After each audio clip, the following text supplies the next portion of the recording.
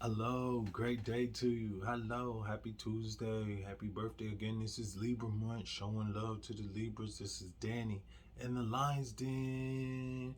Welcome. Today's hot topic is a piggyback to yesterday, and actually today is the real solar plexus. So breathing into your solar plexus. Yesterday was the sacral chakra, giving love and honor to the sacral chakra. Breathing into that one as well. But today is definitely solar plexus, as it is yellow. But today's topic, hot topic, let's chop it up about, well, how can we say this? When you respect others, um, going off of yesterday's topic, you respect them on many levels, and today's topic is, I want to chop it up on missing people, how that affects them energetically. And some people might be like, what? I can't miss nobody now? And that feeling of what a person brings to you is amazing. And what I want us to start doing is, if we have been around a certain person that uplifts us, brings us joy,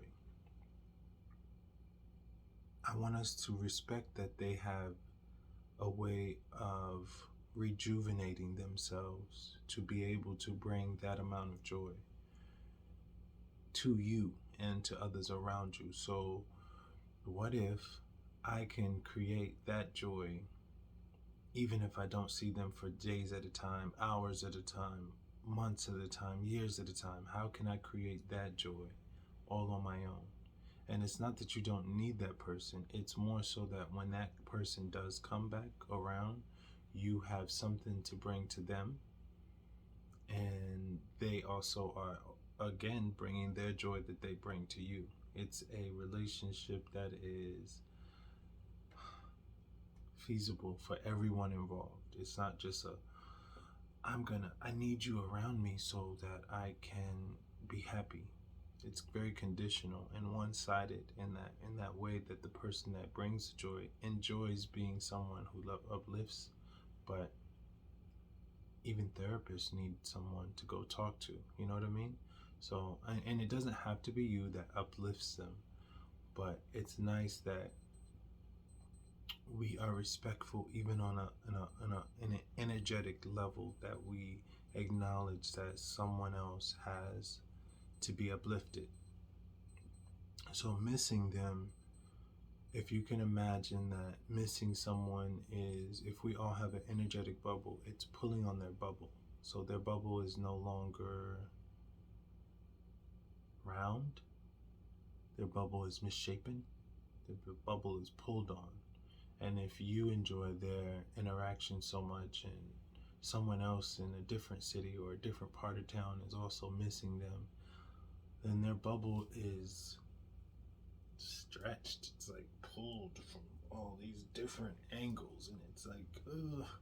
And then you go on vacation and you're like, oh my God, I wish this could last for so long. And that's because you've gotten away from the people that you live with, or you live around, or your coworkers, or anyone that may be missing you. It's a little harder to grasp your energy when you're that far away. Unless you're like a CEO or someone, like there's so many people underneath you where they just keep calling and they keep coming at you, you know what I mean? Or you're a celebrity or something like that. Your circle gets a little smaller of where you can go to get away. But we don't think of it like that. Like, no, you don't understand. This person, they love me too. And that's fine that they do. Clearly, they wouldn't come around if they didn't. But if we could respect them, even in our thoughts, oh, I miss them so much.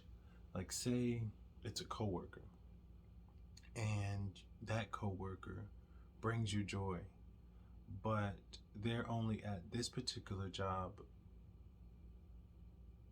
for a season. They needed to learn a lesson, and maybe you did too, but that's a whole nother topic. But they want to move on, but you miss them so much that you need them in your life, and you can't work without them being there to protect you or to uplift you.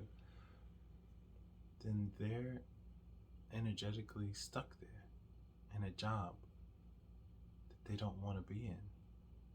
But your wishes are so strong that it keeps them there. Or you're a parent and your child has been the light of your life. Like they have literally gave you a reason to live and be creative and live your life in a different way that you weren't privy to growing up. And now they want to go to college or get in a relationship or move to a different city or a different state. And don't think I don't understand this. You grow attached to people. So it's not like I would be, thrilled if my spouse came home and was like, I gotta move to New Mexico tomorrow. You're like, what? Like, excuse me? We didn't even discuss this. But that's a big part of effective communication. Like, you have to have communication, and you should know people's goals to a certain degree, but you should also be mindful that they have to feel comfortable with you enough to share their goals. Because if you're someone who isn't supportive to people's goals, then they're not going to want to share them with you. Or if you've manipulated them in any way in the past, oh honey, we don't eat this ice cream, we're going to eat this yogurt. Even if it's on that level, people want to be free to make their own decisions. So if they don't share their support ventures of you supporting them with their goals, and they just kind of spring them on you, then it might be because you're not, as supportive, which is okay. That's where you are. But we all have a purpose and we all have a goal. Respecting people on an energetic level is going to be different for a lot of us, because we feel valid in what we do and what we say. Oh no, I miss them to death. And it's like, can you miss me to life and let me live? No, I didn't mean that literally. But words are powerful. So what did you mean? I just miss you so much that you won't allow me to have my own energy. Is that what you mean? Well, no, I want you to have your own. I want you to be happy. Okay? So could you change your words to say, I miss you so much, I want you to be happy? That seemed like a lot. So you don't want me to be happy? I don't understand. Well, now I want you to be happy and I want me to be happy, but I'm not used to saying it in that way. And that's different. That's a big step.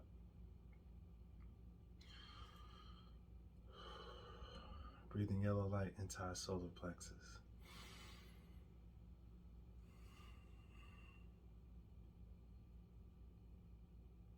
It's a beautiful thing to look at life in a different way than we ever have, and respecting people on a different level. When you think of like life after death, and then you see all of these movies where people have all of this insight on how they could have loved themselves more, they could have loved their family more, they could have loved other people more, like their coworker who they were so mean to. They didn't realize that they actually went through the same things they did, and they were just mean to them because it reminded them of who they were. Like all of these things that we see in movies, and then we're like, oh my God, and we're crying in the movies, and we're like, that person should have definitely loved, and now they get a second chance to love somebody. We don't have to almost die like in the movies, and then come back and have a second chance at life to realize that we can start doing those things, the second chance things, in this first chance. And respecting others is a big thing. respecting them energetically is different. Um, Maybe we won't have that insight unless we do pass away almost. And, you get to see a rewind of your whole life and their lives and all of these things that you could have been doing, and you come back and you're like, I will do things differently. I will love. I will respect you energetically. No, I do not miss you anymore. I understand that you need your time to rejuvenate, and I give you that time. This has been pleasurable to spend this moment with you today. It is everything. I am grateful. I am grateful for more experiences like this. I am so happy and grateful that you supply this type of joy, and I will relish it and be mindful and be aware that you are providing me with energetic love. And I will try to also grow this type of energetic love within me. And I will be mindful of yours and grateful that you even care to share with me. I am grateful. Somebody might be like, hey, you crazy, bro. Like, what you talking like that for? What happened to you? You a robot?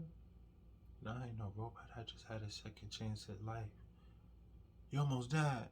I meditated and prayed, and then I got this big revelation. Oh, cause people like you don't act like that unless they didn't did a little drug candy, or they didn't died almost. I figured that most people who had that type of experience cherish that type of experience. So I wanted that experience without the tragedy. Oh. So you kind of put yourself in them tragedy shoes without having to actually witness or experience the tragedy and then got the benefit? Yes. Can I do that too? I want to do that. It starts with asking for it. How can I be respectful of others, even on an energetic level where I'm not missing them, where I stop missing them? So a tip would be, how can I cherish the moments that I have with people and be okay when we're separated? How can I create my own version of happiness that I've seen when I'm around certain people? How can I create happiness when no one has showed me how to be happy? How can I be happy when my parents may have been mean to me, my teachers, my friends, my family may have been mean to me? How can I be happy when I have many reasons not to be? How can I be happy when I feel valid being angry or hurt or frustrated? How can I be happy when so many family members have passed away through illness? How can I be happy when my finances say I should be struggling and angry and frustrated? How can I be happy even though my life is where it is? How can I create that within me? Those are some tips, and again, counseling. I always say counseling. It's looking for a therapist, whether you have to pay for it out of pocket, or there's a free counseling session, or you have health insurance, which may provide a benefit. I would call your health insurance plan and see if you have any benefits with your health insurance that may support you on your healing journey with finding a counselor. And I would go through them, get a list. They sometimes have a list of therapists that you can call, and there may be a waiting list, and they not, I tried, but they're not even available. Time, if you 20 something, 30 something, 15 something years old, 70 years old, you've went all that time without therapy. So to hear a video and be like, I gotta wait 2 more weeks, that's see, it ain't even meant. That's 2 weeks. It's okay.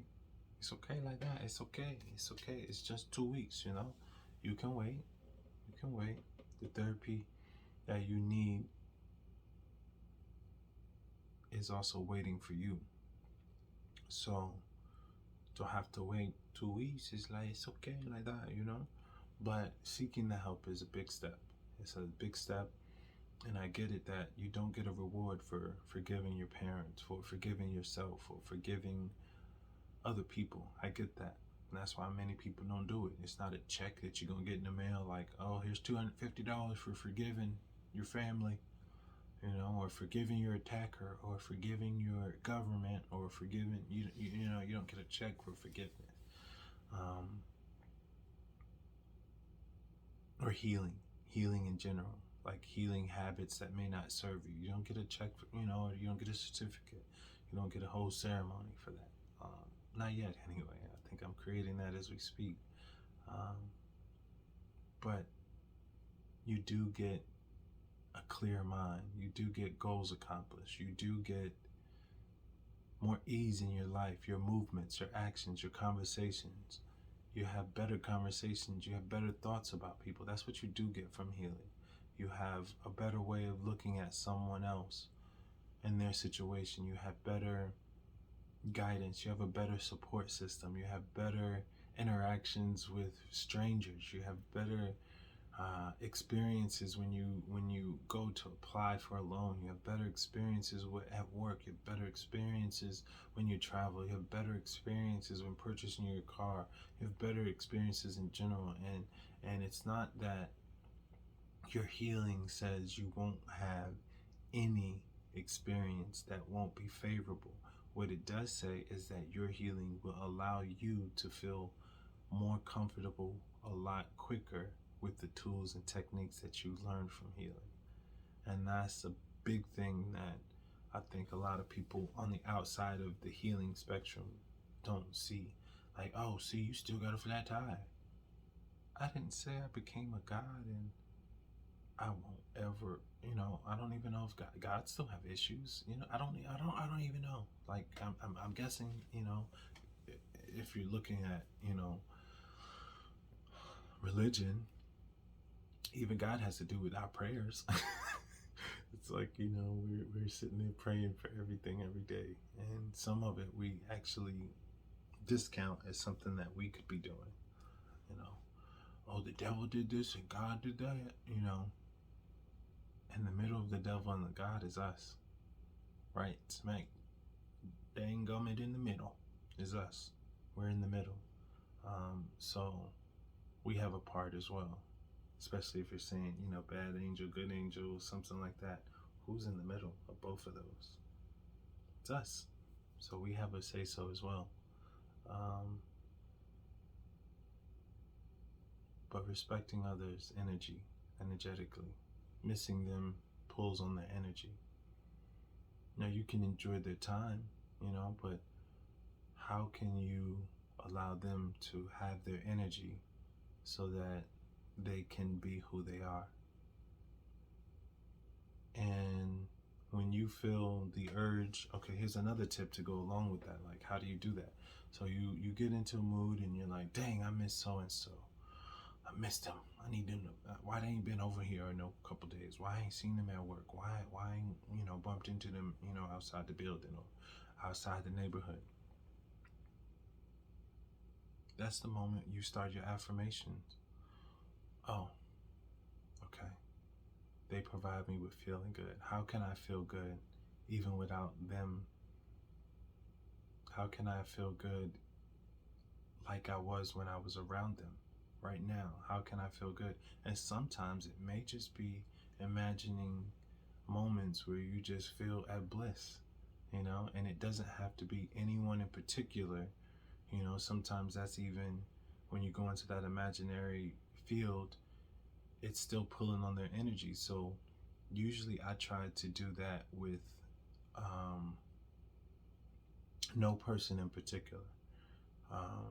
A fun time at the amusement park, a fun time with friends, and no one in particular, fun time with family, a fun time with a spouse, and again, no one in particular, unless they've mentioned to me that they want to do certain things on a certain date or a certain time or something like that. Say, for example, it's a party and you're planning a party. Some people imagine the worst, like, oh, it might rain or no one might come. That is the time, especially if people have RSVP'd and they said they were coming, that is the perfect time to imagine fun times with family and friends, this is a perfect time because they've already agreed to come. They've already said they want to be there with you and celebrate. So that's the perfect time to imagine them hugging, dancing, laughing, party, cake and food and games and exciting new adventures. Like that is a perfect time because everyone in that moment has agreed to do what they've agreed to do. Now, some people like to call what we do face reality. Oh, you gotta face reality. They say they gonna come, but what if they don't? That's just facing reality. Facing reality is also creating reality. And if you're facing reality with what you don't want, you're still creating it. And then our minds are programmed to find satisfaction out of being right. So if we've created a reality that we don't want and we knew it beforehand because that's where our mind went to because it was easier to manifest something we don't want than it is to do what we do want, even though it's the same amount of energy, it's the same amount of conversation. You call multiple of your friends. Yeah, I put up an invitation and they said they was coming, but watch, and you say that to every friend and family member that you talk to. Watch, they not gonna come. I bet none of them come, and you don't realize that you're speaking it into existence. You're creating it, but a simple twist of those words. Watch. Everybody gonna show up and we gonna have fun. Watch, and they gonna bring food. Watch, it's gonna be fun. We gonna play them games that we said we was gonna play, and watch, we gonna have fun. We gonna eat. We gonna have food, drinks, games. People gonna bring friends that I ain't never even met. It's just gonna be a beautiful time. Watch, cause it's my birthday. Watch, and your mind likes to be right. So many times because of an experience where we did have a bad experience, we begin to make every experience out to be that one. Same with dating, same with parties, same with planning, same with, any of those experiences where they may have been bad. We watch for additional experiences to be just like that one. And for valid reason, if you're around a lion, you've seen them attack. But there's been videos now where people can actually maintain a friendship with a lion. So they've broken out of that mode of I have to be scared around a lion. Now, of course, that takes training and time and effort and discipline. You can't just go up to a strange lion that's never met you before and become friends unless you've worked on your vibration so much that your energetic connection between you and that lion will say that I come with love on every level and every vibration, and I know who you are, Mr. Lion. And I don't know how that works. I don't know. Maybe a monk can do that. I don't know. Maybe I can do that in the future. I don't know. But I know that breaking out of the mold is something that we're ready to do as a human community. And we've been waiting for it. We've been bored with what's been going on. We try to mask it with gizmos and gadgets and concerts and the latest and the greatest, but we really want something different out of our humanity. We want to see a rise, a miracle. We're waiting for a miracle, and a big portion of that is we haven't asked for it. We want it, but we haven't asked for it. It's like you sit next to a person who's eating cake and they got a big old cake. They got, maybe it's one of them box cakes where it's like 20 packages in one. And they're just eating them. They got, one and they eating theirs and you're sitting there and you want one, but you haven't asked for it. You want it, but you haven't asked for it. And they can almost start to feel it. And then they ask you, do you want one of these? And you say, why you say that? Like, cause you looking like you want one, and it's like, yeah, but I didn't feel comfortable asking. I didn't want to ask you for it, and that's what we all have on an energetic level. We're not comfortable asking for the miracle that we want, and how to figure out how to not miss someone would be a miracle for a lot of us because we feel valid. We've been taught to miss people, but we didn't know. Sometimes I didn't know what I was, so, well. The life of canceling companies when you are invested in a company and then you find out that they're doing something you don't agree with, and you're like, oh my God, I was drinking this water and I didn't know.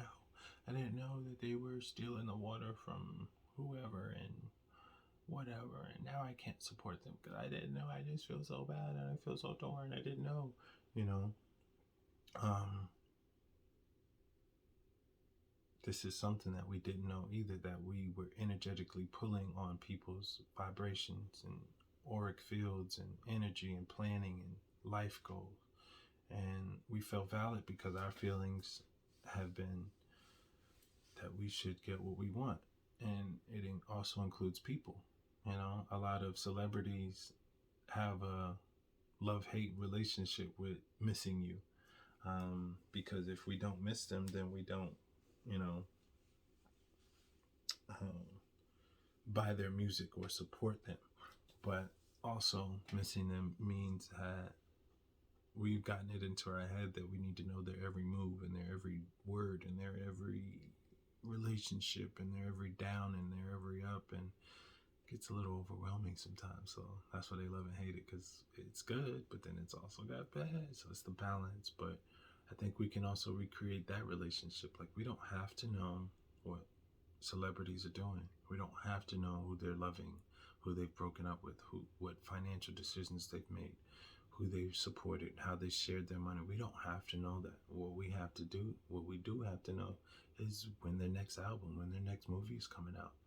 And if they want to share who they're dating or any of that personal information that we don't normally, we don't share how much we make, you know.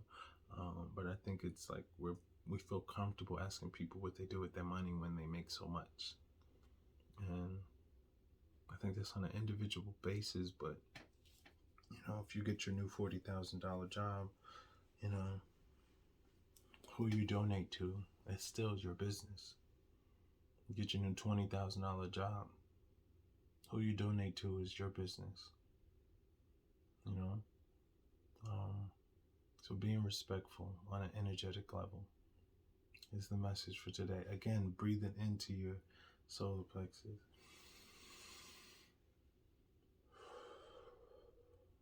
This is Danny in the Lions Den. Be easy, be you. Thank you.